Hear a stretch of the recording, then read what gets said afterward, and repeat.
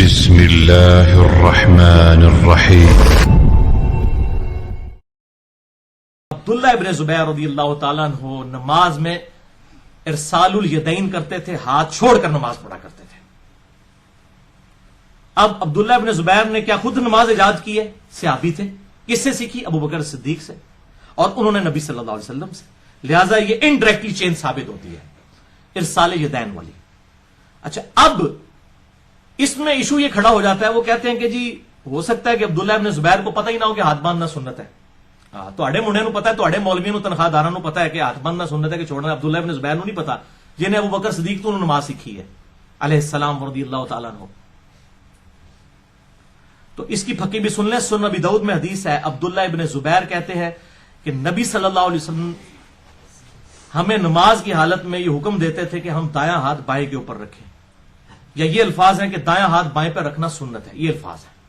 عبداللہ ابن زبیر کو پتا ہے کہ دایاں ہاتھ بائیں پہ رکھنا سنت ہے، اب ان سے تو سنت ڈھکی چھپی کوئی نہیں تھی۔ اچھا، اب اس میں ایشو یہ کھڑا جاتا ہے کہ وہ کہتے ہیں کہ جی ہو سکتا ہے کہ عبداللہ بن زبیر کو پتہ ہی نہ ہو کہ ہاتھ باندھنا سنت ہے۔ وہ کہتے ہیں کون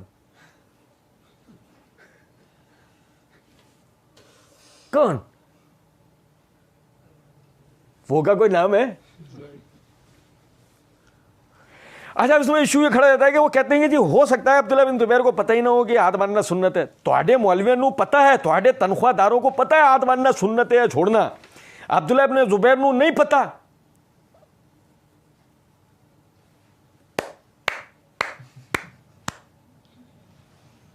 کمال کمال۔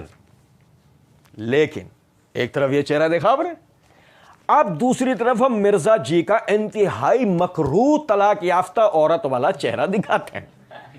مرزا جی نے مسئلہ 157 100 questions on Sunni and Shia issues میں پارٹ 1 میں ایک جگہ پہ کہتے ہیں تو خلفائے راشدین چلتی پھرتی خود تصویر تھے، ان کو تو دیکھ کے سنت ٹرانسفر ہوئی ہے، باقی جہاں پہ غلطی ہوتی تھی، پوائنٹ آؤٹ ہوتی تھی، حضرت عمر کی میں نے بتائی ہے، میں حضرت علی کی بھی بتا دیتا ہوں۔ صحیح بخاری میں آتا ہے انہوں نے مرتدین کو زندہ جلوا دیا تھا، تو ابن عباس نے کہا اے امیر المومنین، نبی صلی اللہ علیہ وسلم نے اس سے منع کیا ہے، یہ آگ کا عذاب صرف اللہ ہی اپنی مخلوق کو دے سکتا ہے۔ تو جامع ترمذی میں آگے الفاظ ہے، اس حدیث کا ایک طریق ترمذی میں ہے کہ انہوں نے کہا مجھے اس بات کا نہیں پتا تھا، میں رجوع کرتا ہوں۔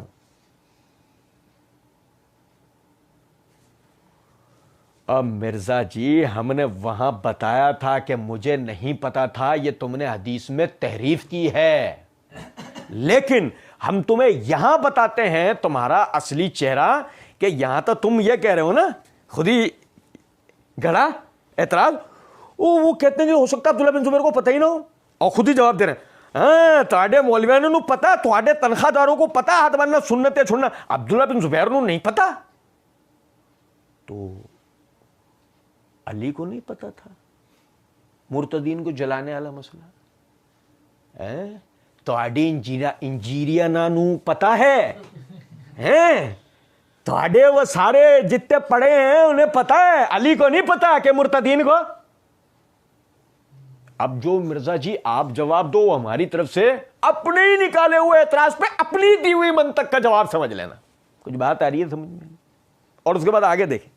اچھا چلے، کہتے ہیں وہ عبداللہ بن زبیر کو نہیں پتا جنہوں نے ابو بکر صدیق سے نماز سیکھی، علی علیہ السلام، ابو بکر صدیق نو نماز سیکھی علیہ السلام رضی اللہ تعالیٰ عنہ، کیوں نہیں؟ بالکل۔ لیکن مرزا جی وہ جو 5 علمی و تحقیقی مجلس open question and answer session میں آپ نے جو کہا تھا کہ یہ جامع ترمذی والی حدیث عبداللہ بن مسعود رضی اللہ عنہ کے ترک رفع دین علی، اس کے لیے آپ نے کہا تھا دیکھو کتنا دھوکہ دیتے ہیں۔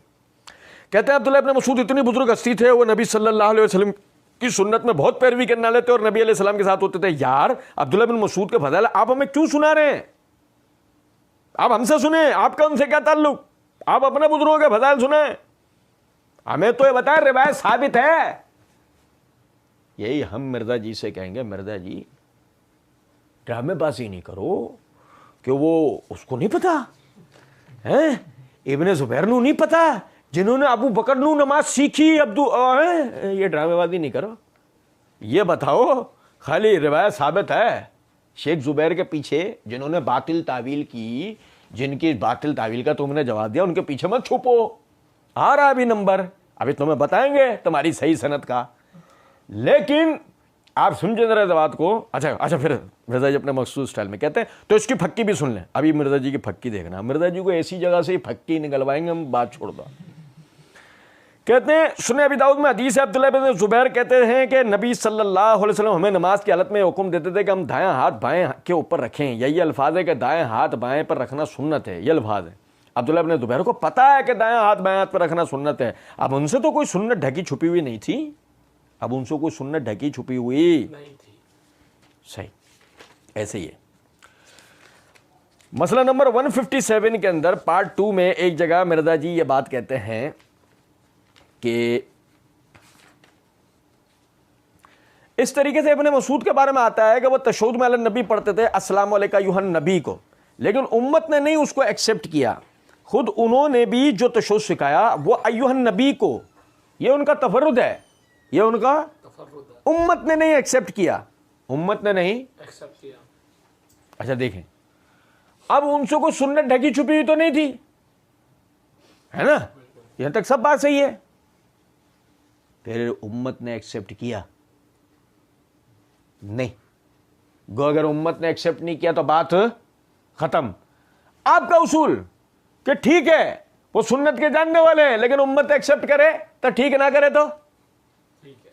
आपने बताया ना ये उसूल, तो अब्दुल्लाह इब्न अलन नबी के सीखे को आपने कबूल नहीं किया सिर्फ इस वजह से कि उम्मत ने कबूल नहीं किया, लेकिन हाथ लटकाने को कैसे कबूल कर लिया? चो